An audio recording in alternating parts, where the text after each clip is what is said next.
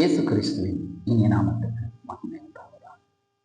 நாம் ஏற்கனவே வரங்களை குறித்து பார்த்து கொண்டிருக்கிறோம். ஆண்டவரால் இயேசு கிறிஸ்து நமக்காகவே பூமியிலே நமக்கு வேதாகத்தை எழுதி கொடுத்து வரங்களை கர்த்தர் நமக்கு கொடுத்திருக்கிறார். அந்த வரங்களை கொடுத்து நம்ம ஒவ்வொன்றா பார்த்து கொண்டிருக்கிறோம். இப்போது 7வது வரத்தை குறித்து 8வது வரத்தை குறித்து நம்ம பார்க்க போகிறோம். அதை 1 கொரிந்தியர் நிருபம் 12ஆம் அதிகாரம் 10வது வசனத்தை வாசிக்கிறேன். பற்பல பாஷைகளை பேசுதல் என்று சொல்லப்பட்டிருக்கிறது. 8வது வரம், ஆண்டவர் கொடுத்த வரம் பற்பல பாஷைகளை பேசுதல் என்று சொல்லப்பட்டிருக்கிறது. நாம் பற்பல பாஷைகளை பேசுகிறோம்.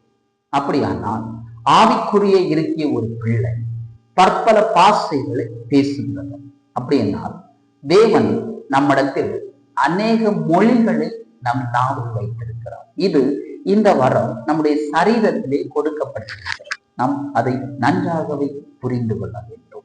நம்முடைய நாவிலே கொடுக்கப்பட்டிருக்கிறது. நம்முடைய அதிகாரத்தை முழுவதுமாக நம் நாவில் அதிகாரத்தை நம் தேவன் வைத்திருக்கிறார்.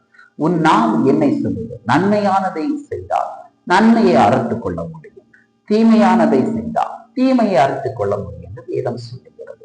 அப்படியானால் ஆண்டவராய் இயேசு கிறிஸ்துவ பிள்ளைகளை நாம் கர்த்தராக இயேசு கிறிஸ்துவை ஏற்றுக்கொண்டோமானால் நாமும் பற்பல பாஷைகளை பேசும் என்று வேதம் சொல்கிறது. பற்பல பாஷைகள், அது பற்பல வார்த்தைகளை பேசி ஆண்டவருடைய நாமத்தை மகிமைப்படுத்தும் என்று வேதம் சொல்லுகிறது. ஏனென்றால் இந்த பாஷை தேவன் எதுக்காக கொடுக்க வேண்டும் என்றால் நம்ம வாழ்க்கையும் விருத்தி அடையும்படியாகவும் பரலோக ராஜ்யத்துக்கு நாம் மறுபடியும் கடந்து போகும்படியாகவும் நாம் எங்கே இருந்து வந்தோமோ மறுபடியும் அங்கே போகிறோம். அதற்காகவே இந்த பூமியிலே நாம் பரிசுத்தமாய் வாழ்வதற்காகவும் பரிசுத்த ஜீவிதத்துக்குள்ளே நடக்கும்படியாகவும் தேவன் பற்பல பாஷைகளை தேவன் நமக்கு அருளுகிறார். அதை நீங்கள் நன்றாக புரிந்து கொள்ள வேண்டும். ஆண்டவராக இயேசு கிறிஸ்துவை ஏற்றுக்கொண்ட பிள்ளைகள் நீங்கள், அவர்கள் பற்பல பாஷைகளை பேசாமல் கர்த்தருடைய ஆசீர்வாதத்தை பெற்றுக் கொள்ள வேண்டும். நம்முடைய வாழ்க்கை விருத்தி அடையும். நம்முடைய வாழ்க்கையிலே ஒரு முன்னேற்றம் வரும், தொழில ஒரு முன்னேற்றம் வரும். அது கர்த்தர் நம்மளை கொண்டு நடத்துவார். அதை நன்றாக புரிந்து கொள்ள வேண்டும். நாம் கர்த்தர் ஆண்டவராக இயேசு கிறிஸ்துவை நன்றாக நம்ம புரிந்து கொள்ளும்.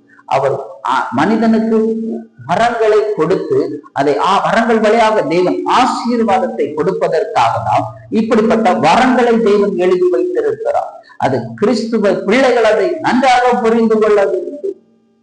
ஆண்டவராக இயேசு கிறிஸ்து ஏற்றுக்கொண்ட எல்லாரும் இந்த வரங்களை பெற்றுக்கொள்ள வேண்டும். நாம் பெற்றுக்கொண்ட வரம் 8வது வரத்தை கொடுத்து நாம் பேசுகிறோம்.